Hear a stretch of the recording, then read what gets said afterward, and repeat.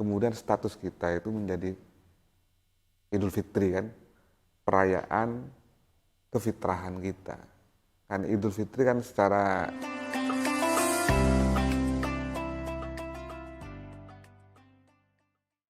Assalamualaikum warahmatullahi wabarakatuh. Smart Netizen, kita berjumpa lagi dalam acara Kurma Kuliah Ramadan bersama Institut Agama Islam Al-Qolam Malang. Dan alhamdulillah kali ini saya kembali ditemani oleh Rektor kebanggaan kita, Kiai Muhammad Adib. Apa kabar Pak Rektor? alhamdulillah. Masih seperti kemarin ya puasanya? Ya masih nggak batal. Alhamdulillah. Nggak sampai lupa sampai rokokan juga enggak? Kebetulan kok sekarang tidak gitu. Padahal ingin juga yang sebetulnya. ditunggu ya. Oke, kali ini tema yang akan kita bahas adalah meraih kemenangan. Nah, berbicara soal kemenangan di bulan Ramadan dan juga untuk menyambut Idul Fitri, kira-kira kemenangan seperti apa yang seharusnya kita raih di baik di bulan Ramadan ini maupun untuk menyambut Idul Fitri yang sebentar lagi insya Allah akan datang. Terima kasih Pak Armanda. Biasanya memang Idul Fitri itu sering disebut hari kemenangan. Tentu kata-kata kemenangan itu ketika sudah melakukan sesuatu. Kan tidak logis kita gak ngapa-ngapain terus dikatakan menang. Menang WU. Tapi kalaupun WO, itu status dia tetap dalam keadaan berjuang sebetulnya. Seperti Manchester City yang juara itu, atau Inter Milan ya yang juara itu, karena rivalnya kalah. Sebetulnya itu dalam posisi dia sedang berjuang, bukan kemudian tidak ngapa-ngapain. Gitu. Maka kira-kira kemenangan di situ apa maknanya, kaitannya? Tentu saja dengan puasa. Yang disebut dengan menang itu ya orang yang berpuasa. Orang yang memang sejak tanggal 1 Ramadan dia tuh memang ngempet. Ngempet? Apa yang diempet? Ngempet banyak hal. Mulai dari ngempet dohir, ngempet makan, ngempet minum, ngempet kumpul tidur sama istri meskipun masih manten baru gitu kan. Iya, benar. Karena khawatir kena sanksi 2 bulan berturut-turut. Nah, itu ngempet dohir. Lalu ada ngempet, maksudnya dohir ini yang level pertama, yang dasar. Lalu ada ngempet dohir tapi yang level lebih ke atas, yaitu ngempet tidak ngomong buruk, hibah, tidak ngerasani orang ya, tidak mencaci maki, terus tidak melakukan hal-hal zahir lain yang itu bisa merusak pahalanya puasa. Padahal itu kelihatannya simpel, kecil, Pak, tapi efeknya besar. Iya, karena itu sebetulnya adalah rangkaian kita itu mendidik kesejatian diri kita itu. Jadi ngempet di situ sebetulnya satu kata tapi dalam memuat berbagai dimensi dari kesejatian manusia, zahir, batin, terus yang sampai ke alam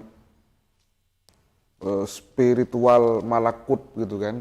Karena puasa yang paling tinggi itu kan ngempet semua selain Allah kan. Jadi semua yang selain Allah itu semua dikesampingkan. Tentu kita nggak nyampe di situ. Nyampe di pertama saja sudah keren Dohir yang itu. pertama. Yang pertama kita itu berjuang tidak makan, tidak minum, tidak kumpul istri. Padahal peluang-peluang itu ada. Kita berjuang selama 1 bulan itu sudah sangat bagus itu. Sudah menang kita itu. Sebetulnya kita tuh menang itu sudah tiap hari sudah kita rasakan kok. Karena kan ada hadis Nabi kan, lis-shaimi farhatani. Orang yang puasa itu punya 2 happy ending. Ada dua happy ending. Iya. Yang pertama ketika berbuka puasa. Kan kita senang sekali itu. Berbuka puasa. Sampai kemudian kita kadang-kadang balas dendam gitu kan. Nasi 3 piring habis. Alhamdulillah tidak pernah saya. Jadi memang itu rasa senang. Yang kedua adalah inda liqa'i rabbih. Ketika besok kelak bertemu dengan Tuhan di hari kiamat. Minimal ketika meninggal. Tapi ada satu simpul kebahagiaan yang itu sebetulnya ada dan itu kita rayakan, itu Idul Fitri. Dan itu kemudian diidentikan dengan kemenangan. Karena kita selama 1 bulan itu melatih zahir batin. Sementara kita punya banyak pilihan untuk tidak melakukannya. Siapa yang tahu kita di kamar kemudian minum es teh? Enggak ada yang tahu. Nggak ada yang tahu. Tapi kita tidak melakukannya. Itu sebuah pendekatan diri, melatih zahir, melatih batin, bahwa kita itu yakin bahwa Allah itu mengawasi kita.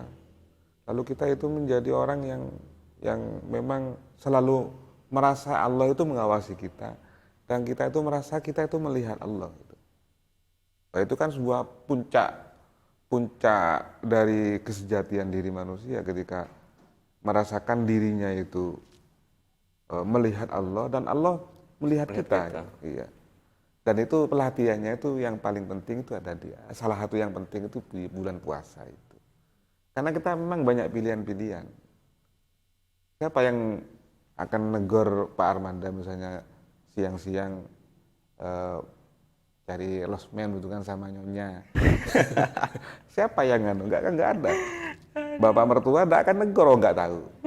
Tetapi kan Pak Armanda tidak melakukan itu karena tahu bahwa meskipun kita itu sembunyi dimanapun melakukan itu, ada yang melihat ada yang melihat, dan itu luar biasanya puasa. Dan kita melakukan itu selama di bulan puasa 30 hari itu, kemudian status kita itu menjadi Idul Fitri kan, perayaan kefitrahan kita.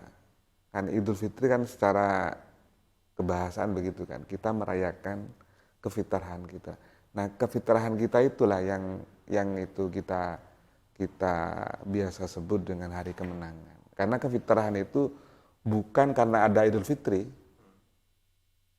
bukan tidak identik dengan Syawal, fitrah itu, tapi melalui proses selama 1 bulan yang disebut dengan puasa dengan lain-lainnya. Satu paket di bulan puasa itu kan banyak. Bukan hanya kita ngempet bulan puasa berpuasa, tapi juga amal soleh, menjauhi yang buruk-buruk. Ya. Nah, akumulasi dari itu kemudian kita berstatus sebagai orang yang fitri, yang kembali seperti kita itu lahir kembali, di masa bayi dulu, masih janin, lahir, perocot. Nah, status kita seolah-olah seperti itu, dan ini yang kita rayakan. Oke, jadi orang-orang yang merayakan kemenangan ini adalah orang-orang tertentu, ada kriterianya, dan belum tentu semua orang bisa merayakan ini, bisa meraih ini. Oke. Yang penting sudah di level 1. Di level 1, berpuasa. 1 tadi. Iya, itu sudah. Yang lahiriah. Iya, lahiriah itu puasa ya level pertama itu sudah keren kita itu. Kita akui saja Pak Armanda, saya sendirilah.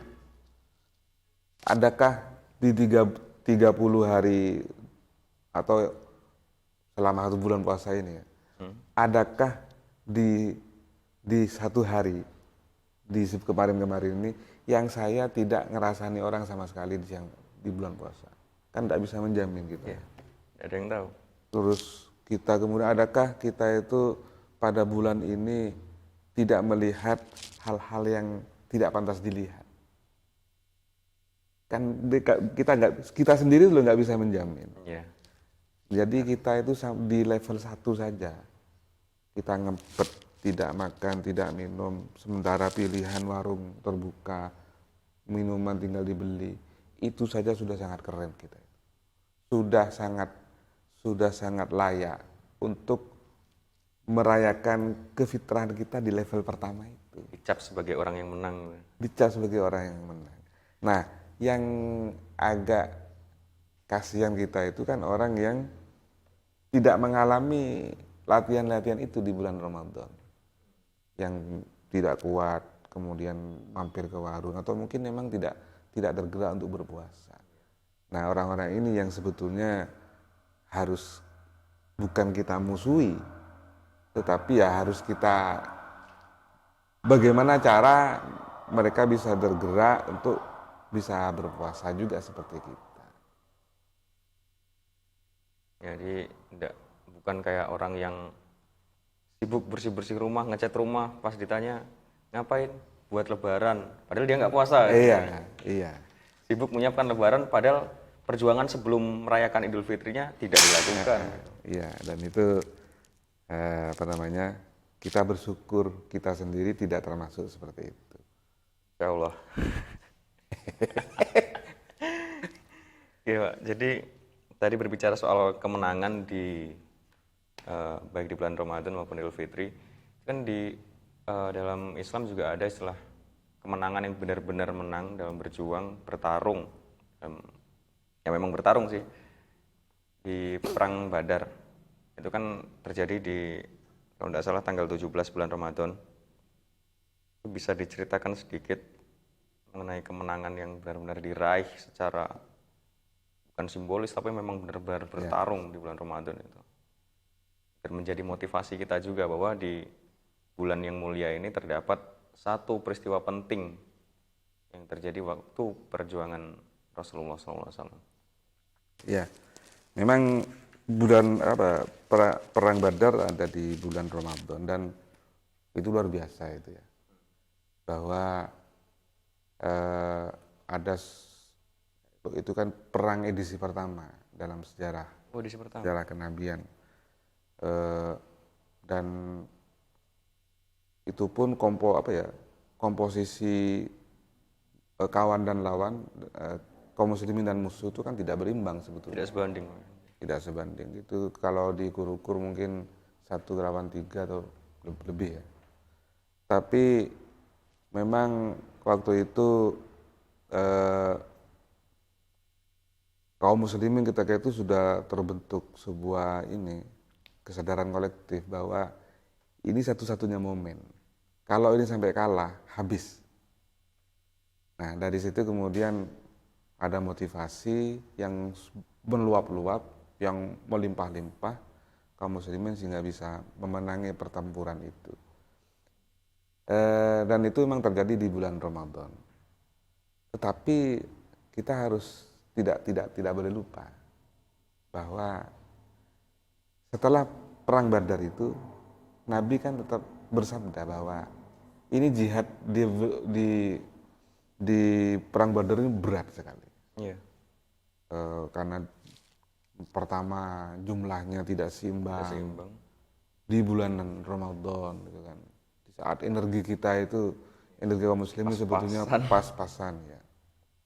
Tetapi itu tetaplah jihad fisik. Ada jihad lain yang lebih berat menurut Rasul, yaitu jihad melawan diri sendiri. Jadi betul bahwa perang Badar itu termasuk salah satu perang yang sangat menentukan. Tetapi tetap oleh Rasul itu disebut sebagai jihad yang fisik. Ada jihad lain yang jauh lebih berat. Dan itu berlangsung seumur hidup, yaitu jihad melawan diri sendiri. Al-jihadu ala nafsi. Gimana itu, Pak? Jadi jihad melawan diri sendiri, melawan hawa nafsu. Melawan kebodohan, melawan ego, melawan kesombongan diri sendiri. Jihad mengalahkan rasa lebih baik dari orang lain. Jihad untuk menumbuhkan solidaritas antar sesama manusia.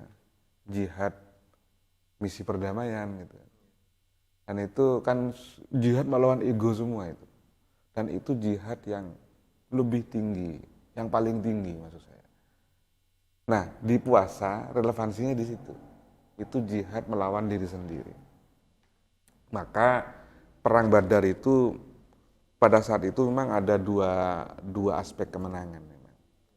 Ada aspek kemenangan fisik karena habis mengalahkan kaum Quraisy ketika itu yang jumlahnya lebih banyak, dan itu perang yang sangat menentukan. Kalau kalah ketika itu ya habis.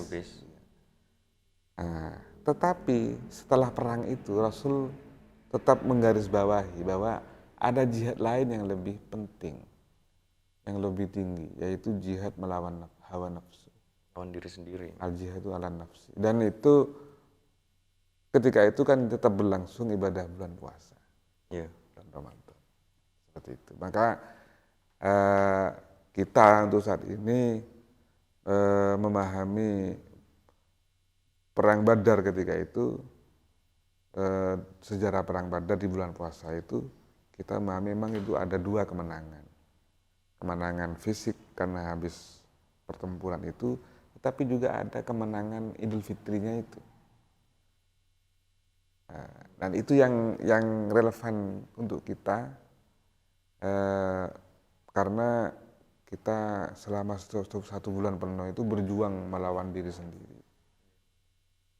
Ya mungkin juga ada fisiknya juga, tetap ada fisiknya, meskipun tidak berperang, tetapi ngajar, kemudian kita mencari nafkah untuk keluarga, itu kan berperang juga itu. Dan itu kita lakukan di siang hari. Jadi kita bayangkan ya, saudara-saudara kita yang bekerja keras, jadi kuli bangunan, kemudian jadi buruh tani di tebu atau di persawahan, dan banyak di antara mereka yang masih tetap berpuasa. Itu saya sendiri itu merasa kalah. Mereka itu malu, iya malu. Jangan-jangan ibadah puasa mereka tuh jauh di atas kita. Kita itu hanya menang karena status sosial, dosen, kemudian mengajar, gitu kan. Nah, maka tentu kita tidak boleh melihat dari ibadah puasa seorang itu dari hal yang lahir ya. Apa yang terlihat oleh kita kan. Iya. Jadi itu perjuangan yang saya kira itu perjuangan fisik, dan itu ketika ada orang yang seperti itu, yang kerja keras tapi tetap berpuasa, dia kuat, maka dia akan ada dua kemenangan. Satu, dia kemenang karena tetap menafkahi keluarga di bulan puasa itu. Yang kedua, dia tetap berpuasa. Kemenangan untuk dirinya sendiri. Kemenangan untuk dirinya sendiri itu kan, saya kira yang bisa kita pelajari ambil hikmahnya dari perang Badar di bulan Ramadan, saya kira seperti itu. Jadi orang yang dulu masih berjuang dengan fisik, mempertaruhkan nyawa, bahkan sampai seperti itu, tetap menjalankan ibadah puasa. Apalagi kita sekarang yang ya paling susah ya mungkin cari uang gitu aja. Cari uang. Itu sampai tidak berpuasa kan mungkin ya malulah sama perjuangan pendahulu kita. Kemudian berbicara soal fitrah. Bagaimana sebenarnya apa sebenarnya makna dari Idul Fitri dan bagaimana cara kita memaknai Idul Fitri itu? Iya, kan ada sebuah hadis begini, kullu mauludin yuladu alal fitrah. Jadi setiap bayi itu lahir dalam keadaan status dirinya sebagai fitrah. Bisa namanya suci, karena memang itu adalah, tapi bukan kosong loh ya. Jadi yang disebut fitrah itu bukan kemudian kertas kosong putih itu. Tetapi fitrah itu adalah bahwa manusia itu takdirnya, dirinya itu adalah selalu terkait dengan Tuhannya. Jadi yang lain kan ada itu, fitratullahi lati fataran nasa 'alaiha. Jadi fitrah manusia yang Allah gariskan kepada manusia itu adalah dia itu selalu berkait dengan Tuhannya, rindu dengan Tuhannya, rindu dengan nilai-nilai ketuhanan sebetulnya. Jadi bukan kemudian kita itu kosong, tidak ada isi. Mulai dari nol, bukan. Tetapi ada muatan-muatan yang memang sudah dipasang, sudah diinstal katanya begitu ya di dalam diri manusia itu. Dan itu kemudian yang membuat manusia itu menjadi baik. Potensi-potensi manusia menjadi baik. Tetapi kan kemudian Allah menggariskan sunnatullah, manusia itu kemudian terbentuk oleh lingkungannya juga. Oleh ayahnya, ibunya, tetangganya, pendidikannya, seperti itu. Sehingga kemudian dia akan endingnya seperti apa, itu tergantung dari prosesnya itu. Nah, maka ketika manusia itu berpuasa, kita berpuasa, lalu kembali ke fitrah, di situ ada Idul Fitri, kita itu seperti status tadi itu. Kita itu secara spiritual itu menyatu dengan Allah. Kita selalu bersambung dengan Allah. Karena fitrah manusia seperti itu. Ada dimensi nilai-nilai baik atau potensi-potensi, kita itu seperti kemudian direfresh kalau di refresh kembali ke pengaturan pabrik gitu kan. Iya, apa namanya? Reset. Di restore. Iya, di reset. Seperti kita di reset, segar kembali. Pengaturan dari pabrik bukan nol ya. Kalau riset kan tidak. Masih ada akarnya. Iya, tetap ada pondasinya. Nah, dalam prosesnya kan kemudian kita memakai banyak aplikasi sehingga menjadi berat. Bahkan ada virusnya kan. Nah, ketika di riset, dia akan kembali ke pengaturan pabrik. Nah, kira-kira seperti itu. Fitrah kita itu kita kembali kepada pengaturan pabrik ketika kita baru diciptakan Allah menjadi janin dan lahir. Artinya potensi kita itu untuk menjadi orang baik itu 100% fresh. Artinya nanti kemudian perjalanan 11 bulan ke depan seperti apa kan begitu. Iya, benar. Nah, nanti tahun depan lagi ya di riset lagi kan seperti itu. Berarti sangat-sangat besar kesempatan kita karena setiap tahun ada riset. Ada riset, iya. Lebih-lebih kalau kemudian kita masih bisa puasa sunnah. Meskipun saya sendiri agak sulit juga puasa sunnah. Karena godaannya terlalu banyak. Godaannya terlalu banyak. Apa salah satunya yang paling besar yang susah untuk ditolak, yang susah untuk diperangi itu? Kopi dan rokok. Kalau puasa sunnah itu. Ya, lihat teman-teman yang lain rokokan, ngopi. Iya, itu susah sekali. Sangat-sangat susah. Kalau Ramadan kan bareng-bareng, semua ikut menahan. Iya. Sunnah itu yang susah. Dan terakhir Pak, ini kan masa pandemi. Dulu ada banyak orang sesepuh kita bilang kalau waktu kita salaman di bulan Idul Fitri, bulan Syawal, itu dosa kita gogrok berjatuhan dan hilang semua. Dosa kita dengan orang itu asal sama-sama ikhlas. Nah, berhubung kita ada di masa pandemi dan ada larangan mudik, tentunya kita ada banyak sekali orang yang ingin kita salami, kita sungkem dengan beliau-beliau ini, dengan teman-teman kita, dengan keluarga kita, tapi tidak bisa. Nah, ini apakah apa yang dikatakan oleh pendahulu kita ini masih berlaku dengan keadaan yang seperti ini? Iya. Sungkem virtual misalnya. Virtual, ya. Ya memang apa namanya ya? Idealnya sih kita itu ketika berinteraksi dengan orang lain, kemudian bertemu dengan orang lain, ya sunnahnya memang kita itu berjabat tangan. Yeah. Karena dengan musafahah itu, jabat tangan itu, dosa-dosa kita itu rontok. Cuman kan itu ada dua level pemaknaan musafahah itu. Ada yang memang musafahah itu adalah jabat tangan. Tapi yang lebih penting dari situ adalah pertautan hati sebetulnya. Pertautan hati. Jadi jabat tangan itu bukan hanya jabat tangan klise atau apa namanya formalitas, tapi hati tetap gurundel. Tapi selain jabat tangan, hati antar yang berjabat tangan ini juga saling bertaut, saling memaafkan. Jadi tetap ada kaitan antara hati dengan hati. Sama dengan orang ini apa namanya silaturahim itu ya. Silaturahim itu memang bentuk zahirnya itu kunjung mengunjungi, menyapa, memanggil salam, berkirim surat, itu silaturahim yang bentuk fisik.